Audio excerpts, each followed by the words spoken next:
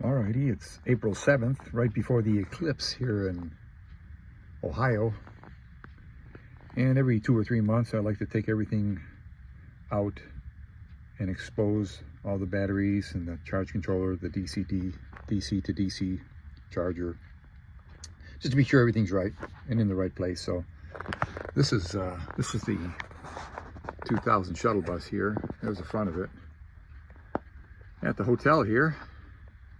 And right behind the driver's seat is where I've got all the electronics.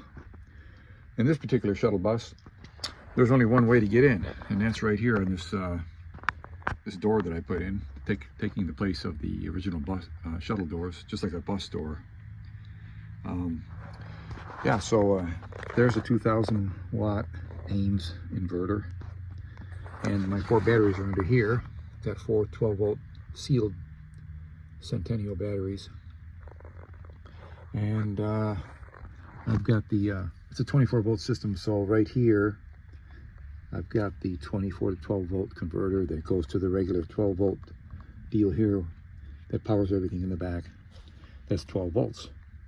The charge controller is behind the inverter. Let me see if I can get it. Let's see. Right there. Yep. That's cuddled away in there, and I don't really like all this tight space, because you know, if I ever have to get it to the batteries really quick, it's not real quick. So I would like to eventually do this differently, put them under the bus, put them somewhere else where I can always get at my electronics really quick.